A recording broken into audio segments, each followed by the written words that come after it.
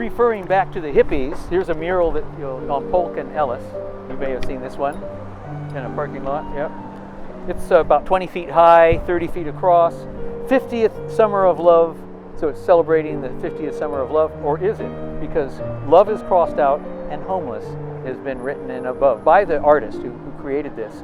And here's a hippie girl. She's in blue, looking very Age of Aquarius. That won't mean anything to you, perhaps, but that was a very hippie-ish era phrase, was to be in the age of Aquarius when the world was going to be better, just because we have peace, love, and understanding. If we just love one another, the world will be better.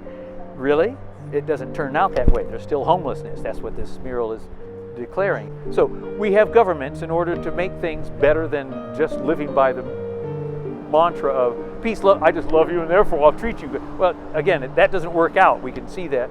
So we need laws. But laws themselves are dependent upon revenue. If we don't have a police force that's funded, the police are going to walk off the job. Similarly, the fire department, similarly, the people who are paving the street and maintaining it. It's not going to get maintained if there's not revenue to do so. So we need to talk about taxes. I'm going to draw your attention to the building that looks old-timey. You will see that roof line, that roof design, everywhere in the world, but more than anywhere else, you will see it in France and in Quebec province in Canada because of France, because of the French connection. Why is that? Well, it's for this reason. In the 18th century, France taxed buildings according to the number of floors. Not the size of the building, but the number of floors. And there was a technical detail of the law which specified that any portion of the building touching the roof would be exempt from that numeration. So, in other words, in this case, the top 2 or 3 floors, if there's 3 floors, would not be counted for tax purposes. This roof design emerged to avoid taxes. A fellow named Mansard came up with this roof design, and it's called a mansard roof. So today, people design it for aesthetic as an artistic choice, but originally it was for tax avoidance. At the same time in England, 1696 to 1803, there was a tax on windows. It was later adopted in France as well. But it was meant to be an easy way for the tax man to calculate the tax. How many windows, what's the average size of the windows, and there you have your calculation on tax.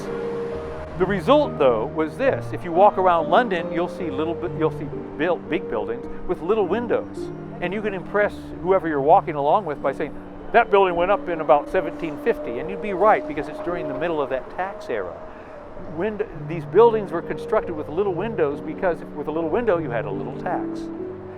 Many windows in London buildings were bricked up, that were larger windows, were bricked up, and they're still bricked up today. No one's bothered to unbrick them.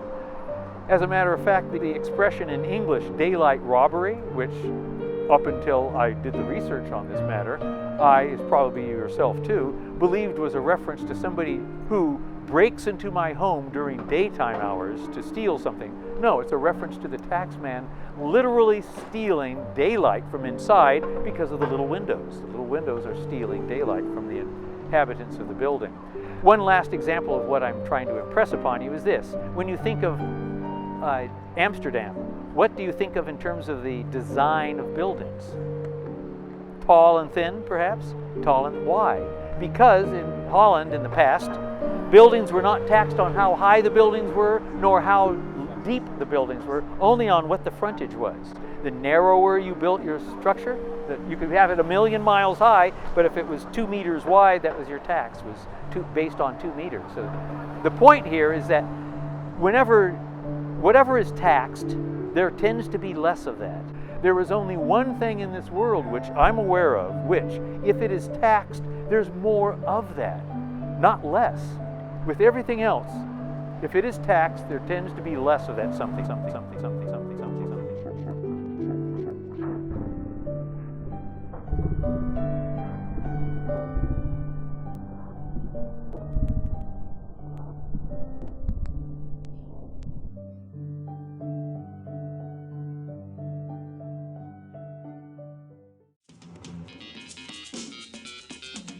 The reason it changed in 1965 is redlining was ended legally as a behavior here in the United States. Redlining meant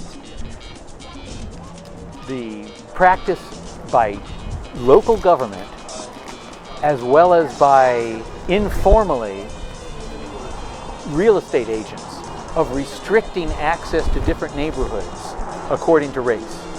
It was literally on the map. There would be a red line drawn by in some instances by government agencies, in other instances secretly.